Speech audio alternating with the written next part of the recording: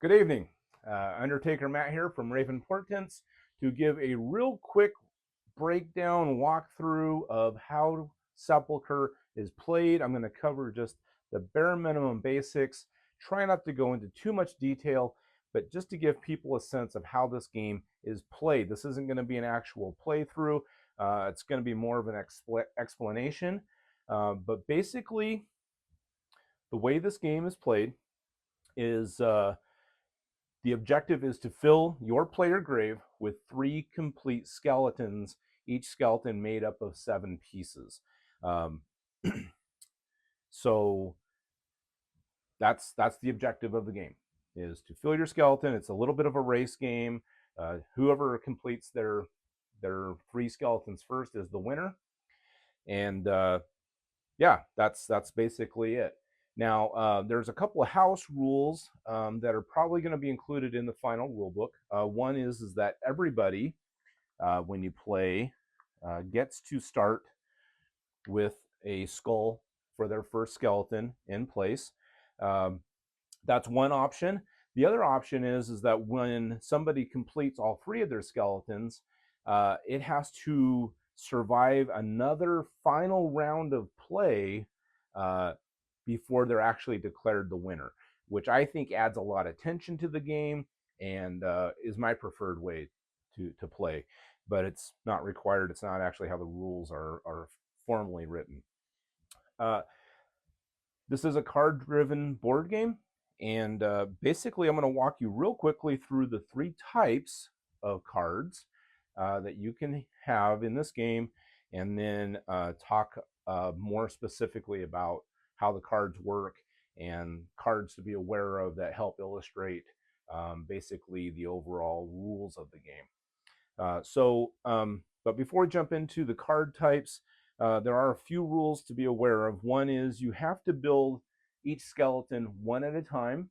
You can't build multiple skeletons simultaneously, so you have to start with a skull and then build a skeleton one piece at a time or multiple pieces at a time, which I'll show you in a moment. And basically, you can't start the next skeleton until you complete the skeleton you're working on. The second rule about that is you can't start a skeleton on the same turn that you completed a skeleton. Like as I said before, a skeleton has to survive an entire round of play before you can start your next skeleton. So those are real core fundamentals. There's a few more that I'll get into in a moment. So getting back to the cards. So there are 3 types of cards in this game. There are skeleton cards. Each card represents a piece of the skeleton. You see here I have a skull, pelvis, and an arm. But there's a card for each skeleton piece. Arms and legs are relative. It's not left or right. It's just an arm or a leg. Same with the second type of card, which is decay. In this case, I have a leg, and another leg. But there's actually pieces for all of the parts of the skeleton except the skull. You can never decay a skull. There's no skull decay card, and you can never decay a skull. So ribs, pelvis, arms, legs, those can all be decayed. You play these on your turn against other players. And I'll talk more about that in a moment. Where was I going here? And then last but not least, we have cemetery cards. And there's all sorts of cemetery cards. Most of them, if you notice, they're all different. Usually each one does its own thing. It's really important to read the cards, be familiar with the cards. I would compare Sepulchre to a game like Magic the Gathering in that you really have to know what the cards do. You have to read the cards to understand them and use them, which is why there is a deck guide. The deck guide is comprehensive. There's talking about skeleton cards and decay cards, but then we get into the cemetery cards. And this deck guide gives examples of how you would use a cemetery card, why you would use it, when you would use it, how it works. Just a lot of information there, but it's a handy guide, and it illustrates that most of the cemetery cards, with a few exceptions, are in fact one of a kind in the deck. So when you play, each player typically has a hand of 7 cards. You're dealt 7 cards. A turn is marked, or the end of a turn rather, is marked by drawing up to or discarding down to 7 cards. So there are instances where you could have more than 7 cards, depending on what other cards you've played, or in most cases you've played cards and you have less than 7. So what marks the end of a player's turn is drawing or discarding down to 7 cards. And that tells everyone else you're done for the turn. All right, so a few things beyond that. I'm going to illustrate how you build a skeleton. So I'll use these 3 skeleton cards that we referenced earlier. So I'm going to pretend that I'm this player.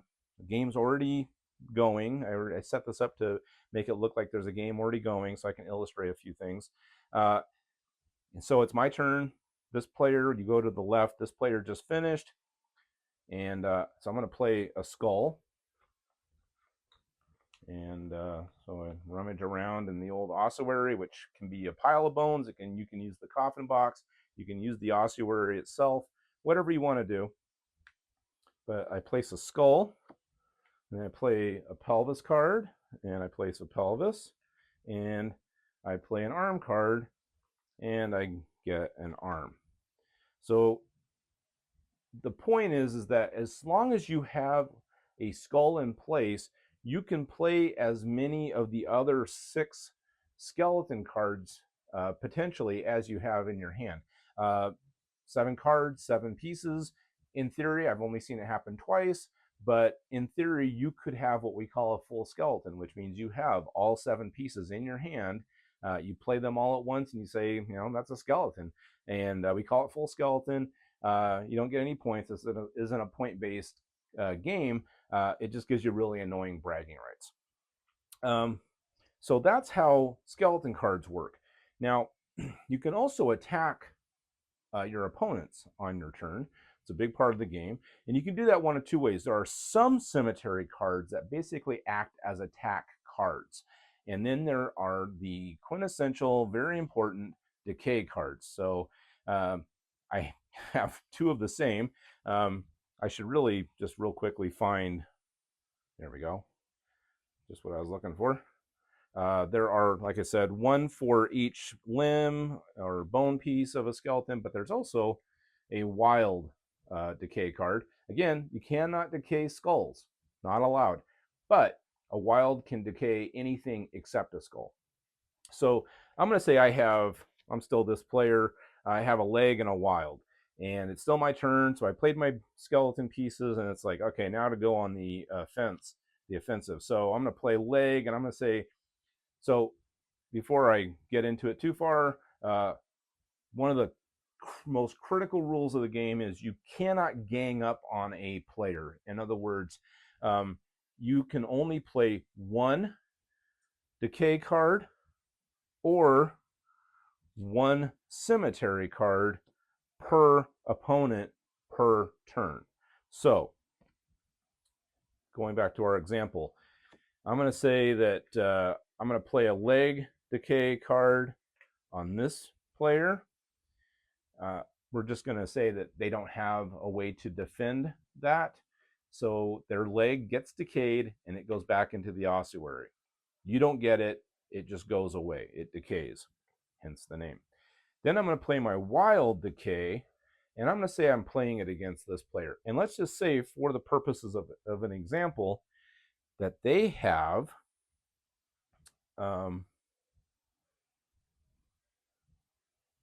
where did it go? It's in here somewhere. I thought I had one ready to go to show you. Here we go. Looks like I'm just rummaging through the deck. Okay, So we're going to say that this player, wild decay card against this player, and we'll say this player is declaring, I'm going to decay your ribs. And this player is like, no, you're not. I have family heirloom. Family heirloom is a cemetery card. Cemetery card means that, well, it's a cemetery card that it's what's special about this cemetery card. Boy, having trouble. All right, what's special about this cemetery card is that it is a reaction card. It will say, it actually says this card is played on the turn of a player attempting to play a decay card. So this player is playing a decay card. This is a response to that. So this player is like, nope, I'm playing family heirloom.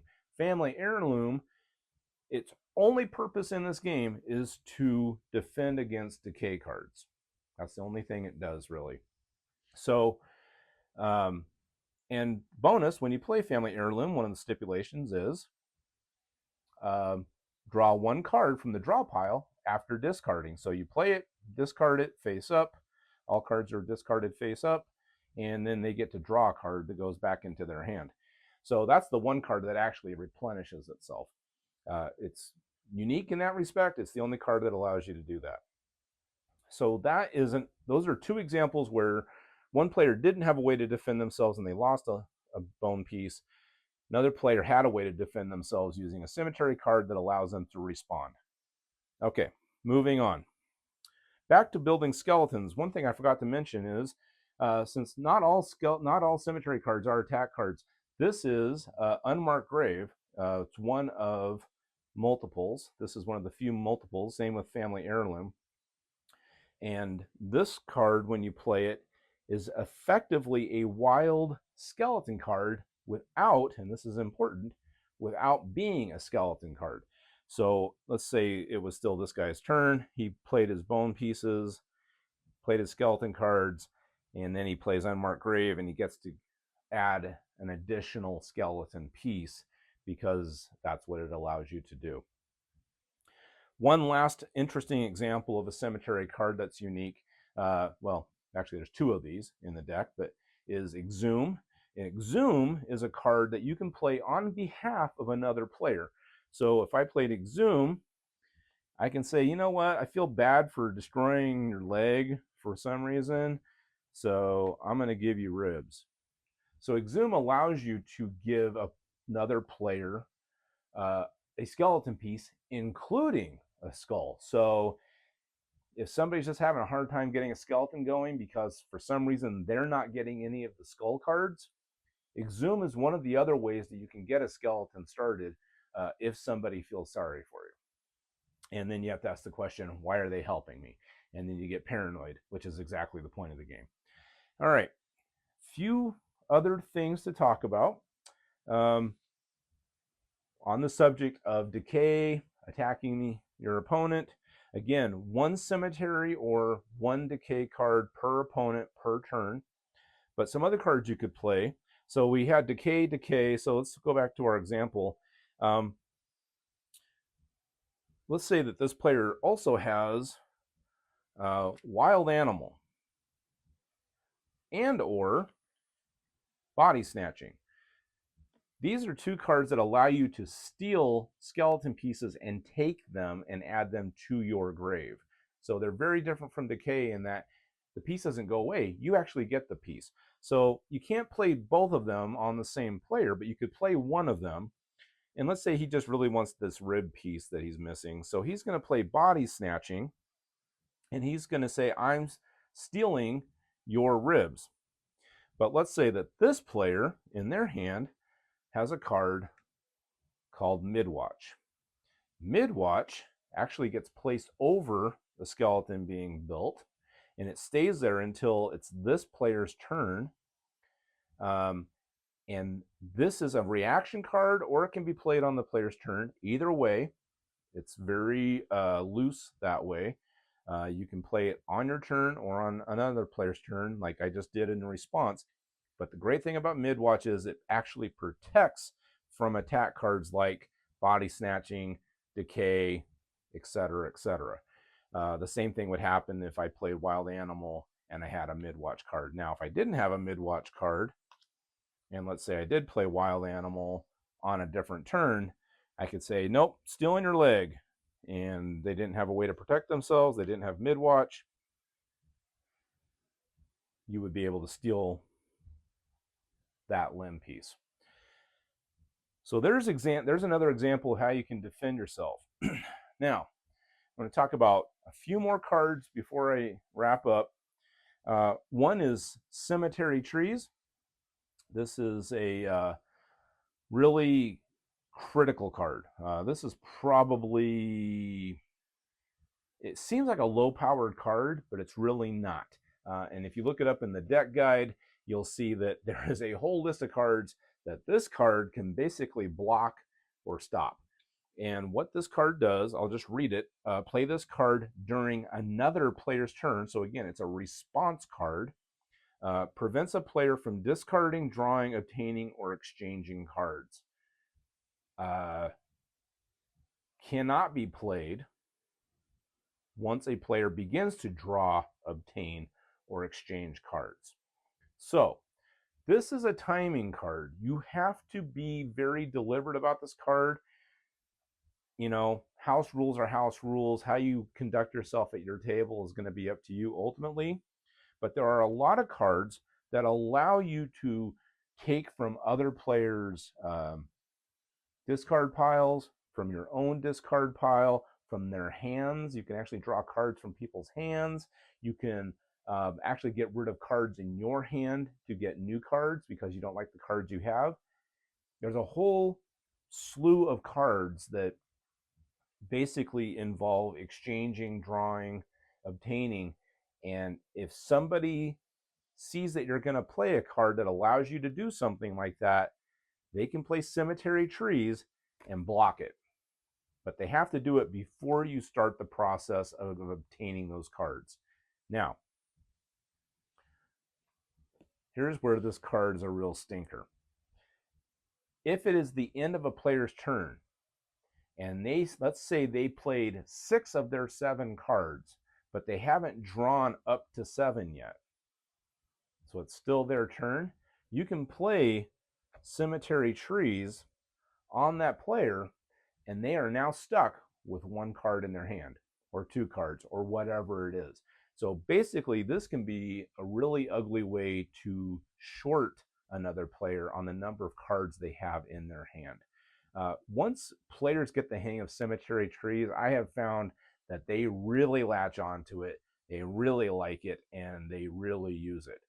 Some people get it, some people don't, but for the people who do, watch out.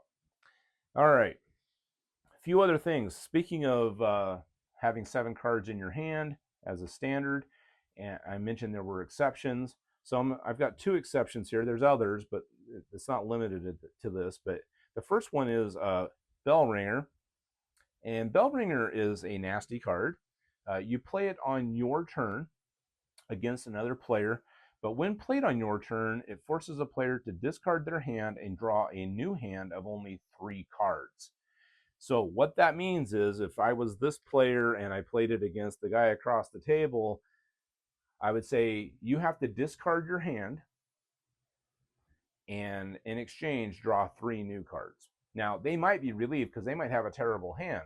So it's one of those funny things where it might actually work out for them. But usually it's not a good thing, and it usually upsets the person that this is played against. Now, this is an important caveat to mention about this. So this card involves exchanging or obtaining cards. So someone could play Bell Ringer, but let's say the player that Bell Ringer was played against had Cemetery Trees. They could play Cemetery Trees and say, not so fast, and actually block Bell Ringer from happening. Now, opposite of that is my favorite card in the entire deck. This is called Witching Hour, and you play it at the beginning of your turn. Must be the first card played on your turn. You draw 1 random card from each of the other player's active hands. Discard down to 7 cards at the end of your turn. Now, again, because this involves obtaining cards, This can also potentially be blocked by cemetery trees. But in the case that it's not, this means that you play it first card that you play, so you presumably have 6 cards in your hand still. You pick a card from each of the other players, 1 card randomly from their hand, and if you like or are able to play the cards that you drew from those players, you can on that turn. It's a very powerful card because say you need skeleton pieces and you don't have them in your hand, but you draw them from other people at the beginning of the turn, you can still play them even though you just obtained them. Really good card. All right, last but not least, I'm going to talk about kind of three of the powerful cards in the deck. There's one other that I'm not going to talk about in this video, but actually maybe I should. I say that and then it's like, no, it's probably worth mentioning. Let me find it real quick. There's a lot of cards. I mean, I'd love to go through. Eventually I am going to do a video series of all of the cards, actually. And of course I can't find it now. It must be in one of these pretend discard piles. Let me find it. Oh, there it is. Okay. So there's 4 cards I want to talk about real quickly. These are kind of the ace cards of the game. The first is Epitaph. Epitaph is the most winning card in Sepulchre by like 40% of all games are won with this card. It's not overpowered in my opinion for one important reason. I'll read it. When played, no other cards can be played on this turn. So this is the only card that can be played when you play it. Complete an incomplete skeleton with a skull and at least 2 other skeleton pieces in your grave. So this is all about patience. This is all about waiting until you have this in your hand and you have enough pieces. So let's say you were this player, you have a skull, rib, pelvis, and arm, and you have Epitaph, and you play it on your turn. It's the only card you can play, but it allows you to complete the skeleton you're building. And that's why it's a powerful card. And when that's your last skeleton, you're done. You win. So that's a really important card. The next 2 are interesting for each in their own right. First of all, they're not limited to being the only cards you can play on your turn. You can play other cards, and that's what makes them really dangerous. So the first and kind of favorite of players is Gold Tooth. Now, Gold Tooth, well, it's real simple. Gold Tooth gives you an entire skeleton. Boom. You play it, you get an entire skeleton. The caveat is it cannot be your 3rd or last skeleton. So it's not all powerful, but if it's your 1st or 2nd skeleton, you get it automatically. It's added to your grave. Any skeleton you're building gets stacked on top of it. It's a free skeleton, just like that. Similar, but different, is the Notorious Phantom. This really is a notorious card. Phantom is similar in that, let's say somebody has a complete skeleton like we have here. And let's say this player has Phantom. They play Phantom. It allows them to steal the entire skeleton. Doesn't matter if it's the 3rd skeleton. None of that matters. It allows you to steal the entire skeleton and put it in your grave. Now, can that be stopped? Yes, with Midwatch. So if this player played Phantom to steal their entire skeleton and they just were lucky enough to have Midwatch, or the thing about Midwatch is, even if another player had Midwatch and they didn't want this to happen, they would play Midwatch on their behalf, and that would actually prevent the Phantom from stealing the skeleton. All right, the true ace of the game is called Haunt. And you have my playtesters to thank for this card because they actually helped come up with it. This card is basically a reversal card. So Play this card on another player's turn. So you can't even play it on your turn, which you'll see why in a second. A cemetery card played by another player on their turn is played or discarded by you instead. The cemetery card in question is placed in the original player's discard plot. So, in other words, you play the card, it goes in your discard plot. But let's go back to our scenario with the Phantom and the Midwatch. Let's say that this player played Phantom to steal this skeleton. Another player played Midwatch to protect it, or maybe the same player played Midwatch, but a different player has Haunt, and they were like, you know what? I want that skeleton to be stolen by the Phantom. I'm going to play Haunt and basically nullify Midwatch. So the Midwatch would go away, skeleton would still be stolen by the player who played Phantom. Now, the same player could not do that. This would have to come from another player because, again, one cemetery card per player per turn. But that's I've actually seen the scenario that was actually the opposite of that, where Phantom was played to steal a skeleton. Another player had Haunt, and they said, no, I'm going to steal the entire skeleton instead of the person who played Phantom. And yet a third player said, you know what, you're both wrong. I'm going to play Midwatch and block the whole thing. And that really illustrates the type of complexity that when the cards are combined in unpredictable ways, you get really different, very volatile, very dynamic situations that play out. And that's what makes this game so fun.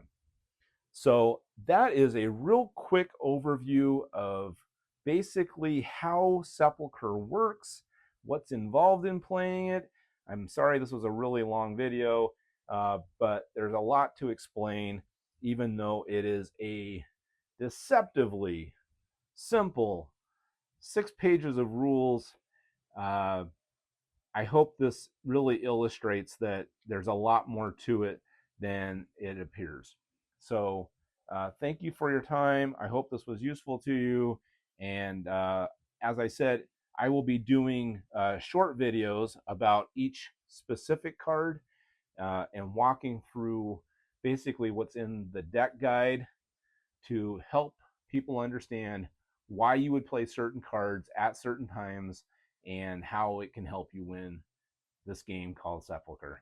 Have a great evening, and thank you.